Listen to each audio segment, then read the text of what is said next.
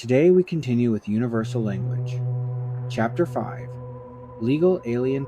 President Wilson drummed his pointer finger against this desk with a thoughtful frown, considering the options laid before him.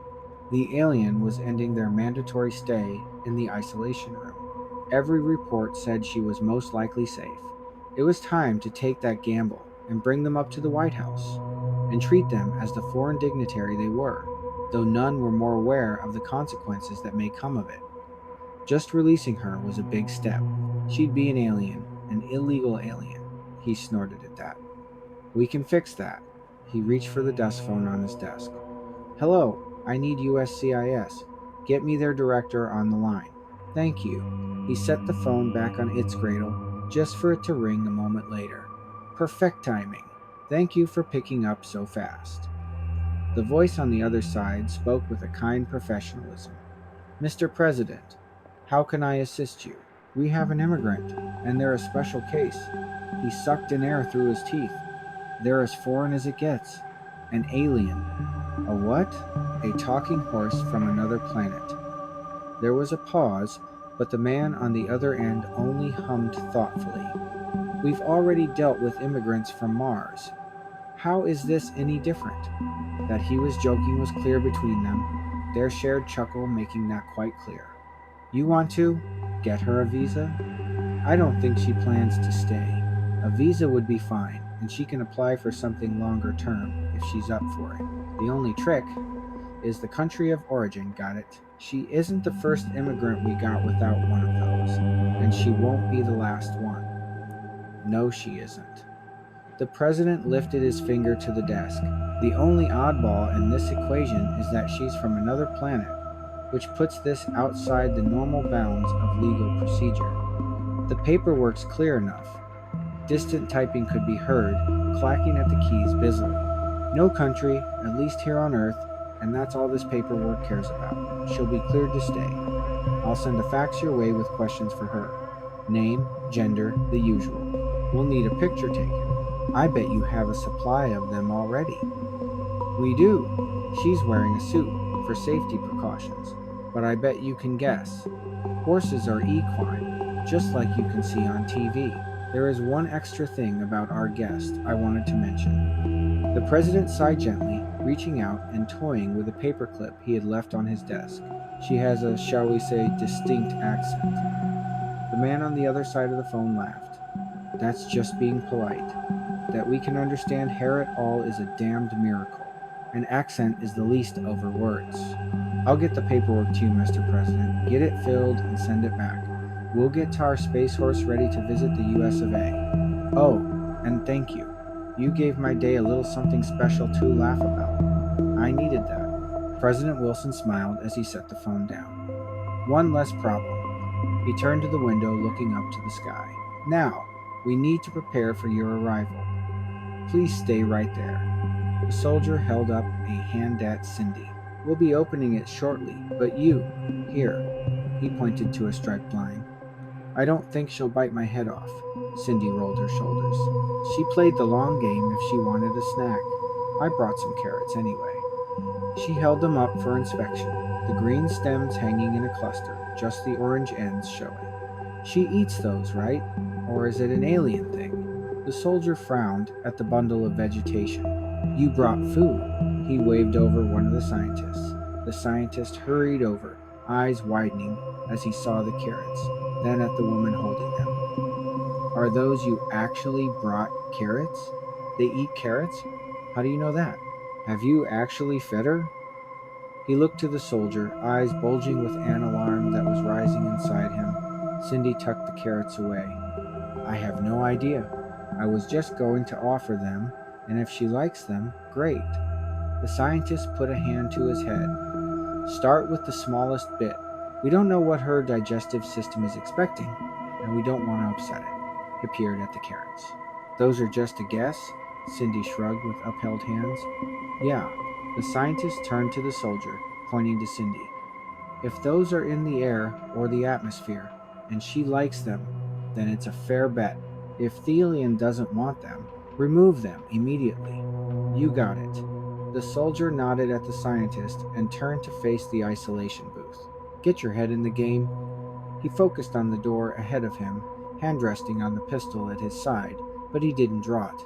The device on his wrist buzzed a low tone, an indicator that it was primed for use. With a soft hiss, the chamber began to slide open, the air inside flowing freely into the main area of the facility. The door opened slowly, and with it came the strange but familiar music of a pony voice. It sounded just like the recordings, but with an oddly musical lilt that seemed to carry the emotion. Cindy cocked her head as she listened to it, unable to understand it, but with a feeling it was all rather pleasant, all the same. Applejack trotted out. She was equine, but she was no horse. She wasn't a pony either. She was an alien, her limbs not quite connecting properly. They were perfectly right for one of her, but she wasn't from Earth. Howdy, echoed the artificial human voice. Sure is good to get out of there. She looked around curiously, exposed for the first time, her suit removed. She wore no clothing save some fashion off hat on her head. They say the air is fine in here. The humans looked at the pony, examining the details they couldn't from the isolated chamber. Her body was thick, muscular, with a long tail and a lean head with big eyes that swiveled to take in the room. She saw something and accelerated towards it, or her. Cindy! She moved quickly, her legs working fluidly, to close the gap in moments. That one word so strange, because she sang it out, almost getting the word right in her alien tongue, just for it to be repeated in English. Applejack held her foreleg up in front of Cindy. Howdy! Her mane bobbed as her head bowed in respect. Good to meet ya. Cindy was smiling, almost dumbstruck. It's so nice to be sharing air. She offered a hand. How do you say hello? We like shaking hands, but you don't have those. She glanced at Applejack's hooves. They were split down the center, cloven-hooved, 4 of them. Can you? Shake hands? Applejack shifted one of her hooves over, pressing it to Cindy's hand. She was warm and soft to the touch. It's nicer than expected. Cindy squeezed Applejack's hoof in her hand, marveling at the texture. It was no hoof, at least no earth hoof. It was like holding a closed hand, soft and warm to her exploring fingers. Please tell me if I bother you. I don't want to do that. Nah. Applejack took her hoof back to the ground. I'll tell you, promise. Ain't gonna be sore 'cause some creature that ain't know me gets something wrong. Just don't go tugging anything. That's rude. Cindy lifted her hands innocently. I wouldn't dream of it. She pulled the carrots back out and showed them to Applejack. You should probably learn my name. It's Cindy.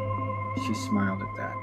Applejack examined the strange things Cindy was offering. She delicately sniffed at them in the same way an earth creature might, that much not too dissimilar. Is that food? She licked her lips. Smells fresh. She bit into one with a crunch and chewed it a moment. She swallowed with a happy sigh. Nice and sweet. You got any more of those? The soldiers behind them were standing ramrod straight, stiff as a board, as they watched the creature interact with the one civilian that they all thought was crazy to go on interacting like it was no big deal. Cindy laughed it off. I'm only allowed to give you a task, until we're sure you can handle it. We don't want our alien getting any belly aches. She paused. Do you have a belly? Applejack recoiled at the question. Course I do. Pretty sure we eat the same. She pointed up at her snout. Food goes in one way. She pointed at Hermit's section. And it comes back out. Cindy blinked at that exit point. Almost the same.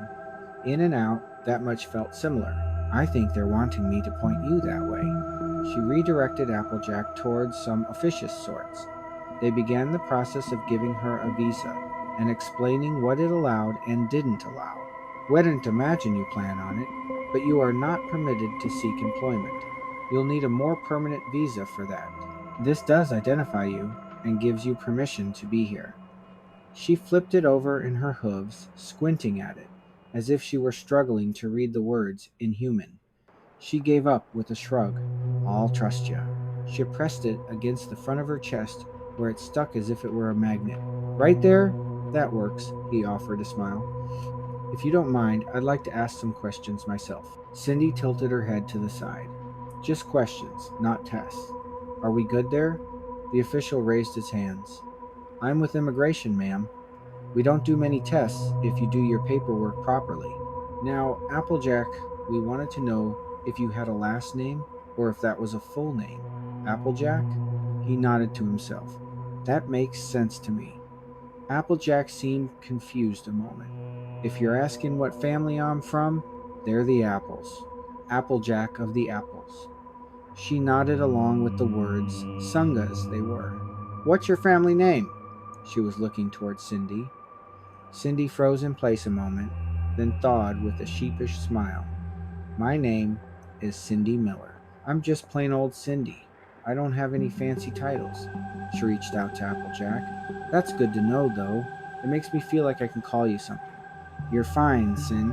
Applejack lowered her head. Just as fine as any other. With her identification taken care of, other agents stepped forward, whisking Applejack away from Cindy Ann, leaving her there alone. Cindy blinked at the space that once held her new alien friend. Where'd they go? A soldier shrugged. That is an alien. Their schedule is booked, ma'am. I doubt you'll get to see her for a while. He turned on his heel, walking away briskly to join his peers, who were all gathering by a vehicle. One waved for her to follow. Cindy scurried to catch up. She's coming too. Washington, right? One of the soldiers raised a hand. That's need to know, and you don't need to know. We'll give you a lift, and we have your number if you're needed. You need to head home. Home. She nodded idly and hopped into the back of the vehicle, buckling herself in before it even started moving, looking back at the building she had spent a lot of time in. They had let her sit in with Applejack, asking simple questions and talking at length, but now Applejack was gone. Is it odd I already miss her? A little. Another soldier shrugged, but not that odd. They all laughed, rushing her back to her home as they had been ordered. And so ends the chapter. Thank you for listening. If you haven't, do like and subscribe so you can know when the next chapter is released, and to help us win against the evil formulas. See you soon.